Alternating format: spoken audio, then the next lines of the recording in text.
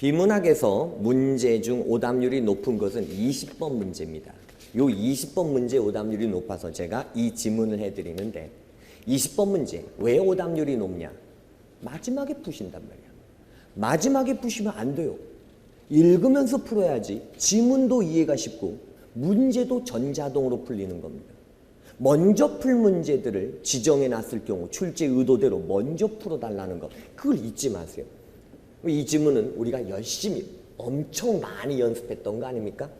자, 햄펠과 셀먼, 이 햄펠에 대해서는 엄청나게 많이 연습해 봤어요. 자, 그럴 때 문제 확인해 보면 윗글에서 다룬 내용이 아닌 것은 지문 전체의 내용 확인, 이건 마지막에 푼단 말이야. 지문 전체의 굵은 중심 정보들이 답항에 나와요. 그 다음 두 번째 문제는 이거야. 지정돼 있어.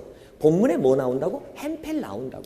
그럼 본문에 햄펠이 나오면 풀자고 걸리적거리게 써놔야 된다는 얘기죠. 그랬을 때 등장하시면 햄펠의 이론을 얼른 정리한 다음에 바로 풀어야죠. 그 다음 얘는 뭐에 대해서 물어봤냐? 기억에 대해서 물어봤어요. 그럼 본문을 읽다 보면 기억이 등장해요. 자, 여기에다가 우리는 몇 번이라고 써놔야 되냐면 몇 번이었죠? 19번이라고 써놓으셔야 된다는 거죠. 읽으면서 풀 수 있게. 그러면 이 녀석의 설명을 읽고 얼른 풀겠죠. 그 다음 20번 문제 마찬가지. 보기의 물음에 대해 햄펠의 이론에 따라 햄펠, 그러니까 햄펠에 대한 설명 이론이 등장을 하면 두 문제 털어버리자는 거죠. 자, 보기 박스를 햄펠 개념으로 치환하자는 거지. 이용해 먹읍시다. 감답. 첫 번째 문단부터 왜? 라는 질문에 대한 대답으로 제시되는 설명이 무엇인지를 분명히 하고자 과학 철학에서는 여러 가지 설명 이론을 제시해 왔다. 이 글의 화제야. 설명 이론. 여러 가지 설명 이론을 제시해 왔다? 그러면 본문은 두 번째 문단부터 끝까지 여러 가지 설명 이론이 소개되겠죠. 자, 갑시다. 처음으로 설명 이론을 제시한 햄펠에 따르면 나왔어. 자, 햄펠이 나왔다고. 그러면 이제 우리는 이 햄펠을 이해한 다음에 18과 20을 풀 거야. 특히 20번 보기 박스를 읽으면서 대입하자고. 자, 갑니다. 햄펠에 따르면 설명은 몇 가지 조건을 충족하는 논증이어야 된다. 햄펠에 따르면 설명은 몇 가지 요건을 충족하는 논증. 자, 이제 얘를 설명하겠죠. 요 문장을 설명하기 위해서 첫째, 논증부터 설명한다. 논증이라는 것은 전제로부터 결론이 논리적으로 도출되는 형식이야. 따라서 설명하는 부분이 있는 설명항이 전제에 해당하며 설명되어야 하는 부분인 피설명항이 결론에 해당한대.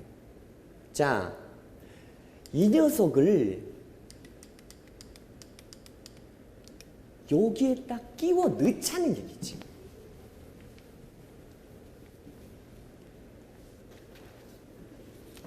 자, 이제 우리는 이 지문을 읽으면서 여기에다가 끼워 넣을 겁니다. 방금 뭐라고 읽었냐면, 자, 설명항은 전제에 해당하며 설명해야 하는 부분인 피설명항은 결론에 해당한다. 이게 피설명항이 결론에 해당하고 설명항이 전제에 해당한다. 됐나요? 자, 이러한 논증의 형식이라는 거야. 햄펠에 따르면 설명은 세 가지 조건을 충족해야 된다. 아까 뭐라 그랬어? 햄펠의 이론이 몇 가지 조건을 충족하는 논증. 그 중에 논증을 설명했어. 이런 논증이라는 거야. 설명항은 전제에 해당하고 그 다음에 피설명항은 결론에 해당하는 논증이래. 자, 그때 첫째, 설명항에는 모든 사람은 죽는다처럼 보편적 법칙 또는 보편 법칙의 역할하는 명제가 하나 있어야 된다. 야, 보편 법칙. 모든 사람은 죽는다와 같은 보편 법칙에 해당하는 게 하나 이상 있어야 된다. 그럼 찾아.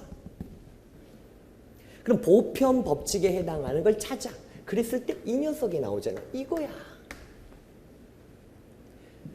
광선을 반사하는 평면에 대한 광선의 반사각은 입사각과 같다라는 보편 법칙을 찾아야지.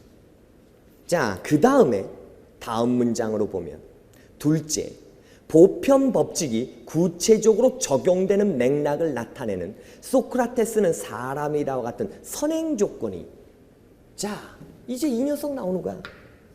모든 사람은 죽는데 바로 소크라테스가 그 사람이다 와 같은 선행 조건이 설명항에 하나 이상 있어야 된다. 그럼 선행 조건을 찾아.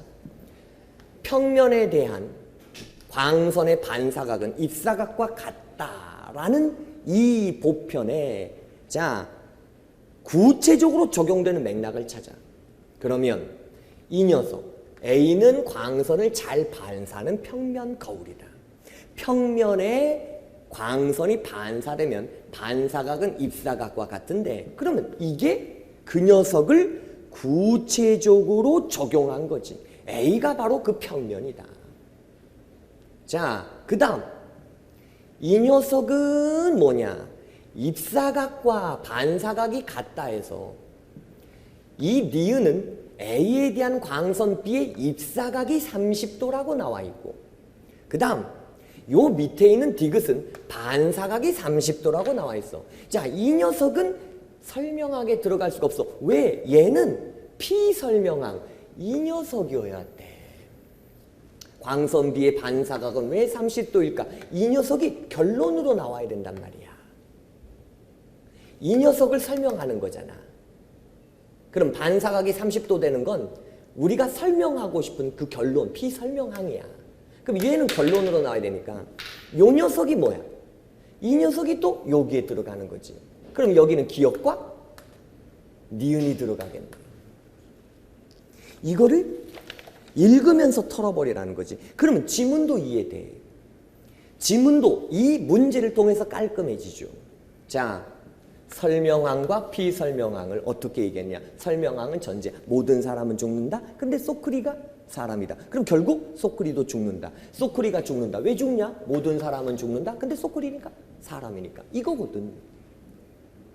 그러면 보편법칙 모든 삐리리는 삐리리다를 찾아야 돼. 그게 리을.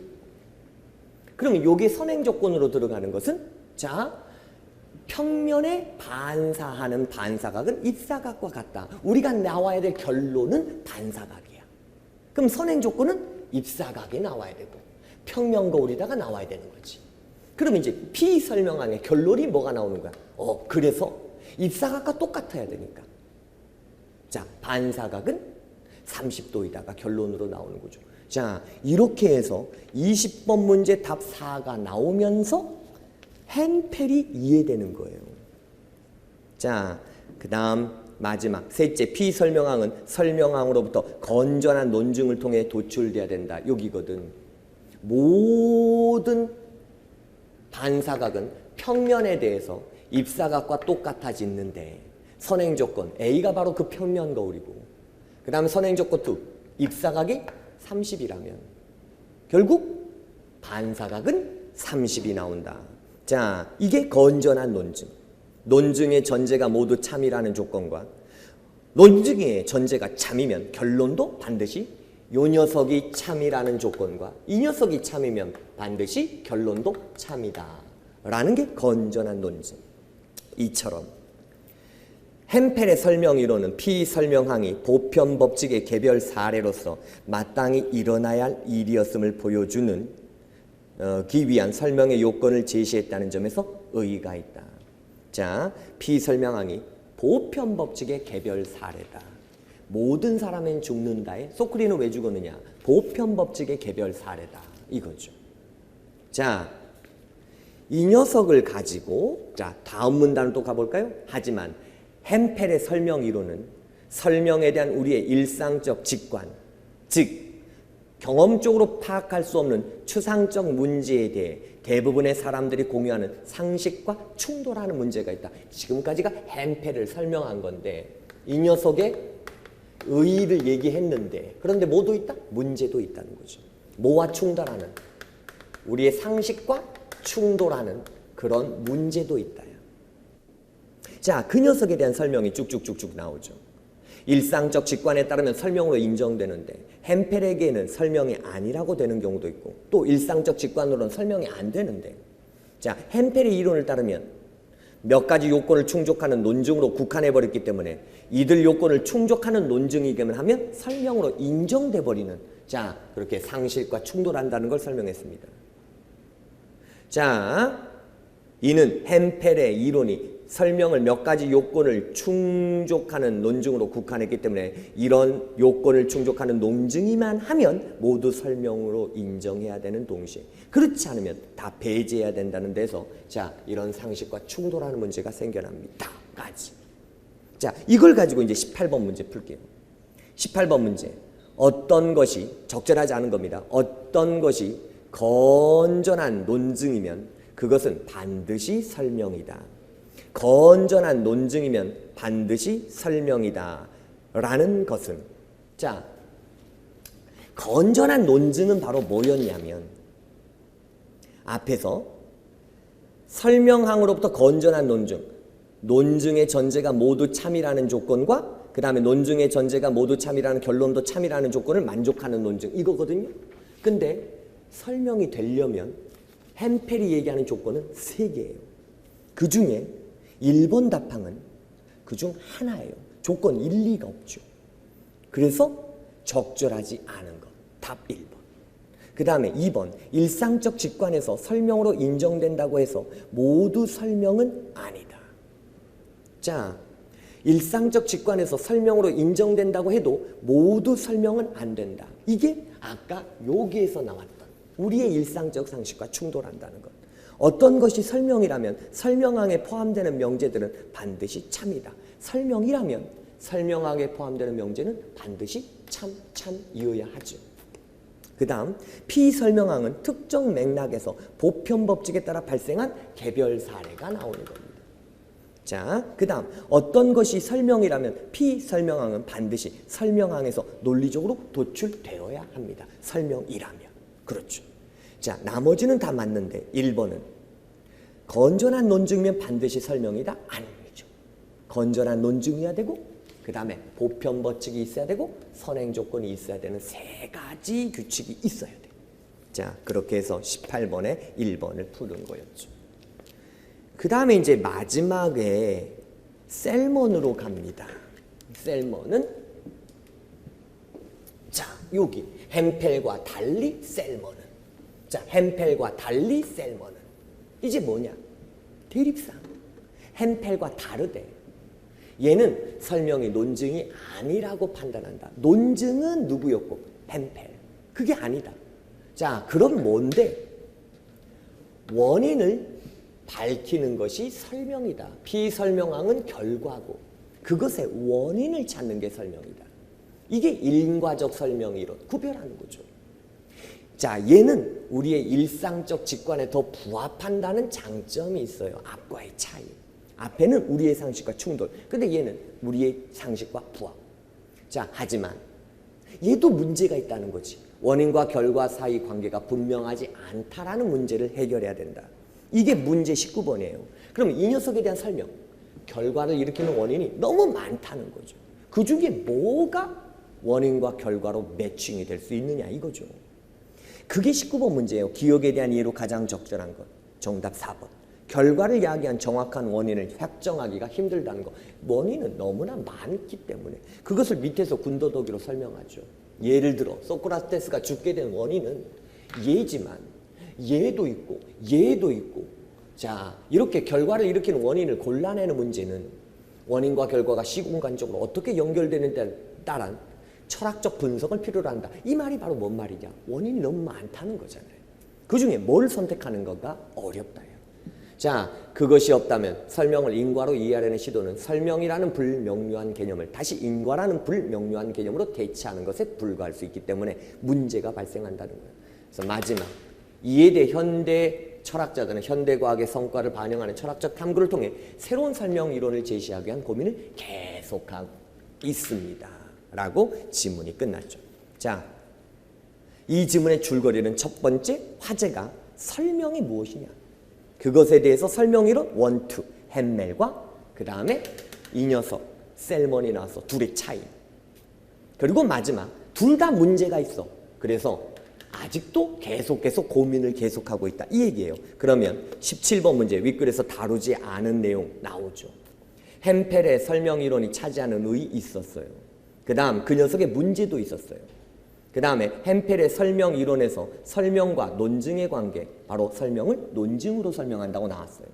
그 다음에 셀먼의 설명이론이 햄펠 이론에 비해 지니는 장점은 우리의 상식과 맞아 떨어진다는 거였죠. 그 다음 셀먼의 설명이론이 현대과학의 성과를 받아들인 게 아니라 둘 다 문제가 있어서 현대과학을 성과를 반영하는 철학 탐구를 통해서 새로운 설명이론을 찾기 위해 노력하고 있다는 것이지 셀먼이 받아들였다는 게 아니잖아요. 그래서 정답이 5번입니다. 자, 이렇게 해가지고 B형에서 어려웠던 문제, 여러분들이 어렵게 생각했던 문제, 요 20번을 풀어본 건데 이 20번 문제 다시 한 번만 강조하고 마무리합시다. 해설을. 먼저 풀으라고 지정되어 있단 말이죠. 그러면 지문 날개 햄펠이라고 써놓고 햄펠의 이론이 설명될 때 아예 지문을 이 보기 박스에 옮겨버리라는 거죠. 메모. 그러면 이 보기 박스를 통해서 햄펠의 이론이 이해될 뿐만 아니라 문제가 자동으로 풀리는 일석이조의 효과가 있다는 거죠. 그러니까 보기 박스 이용해 먹는 법이었습니다. 본문 개념으로 치환하는.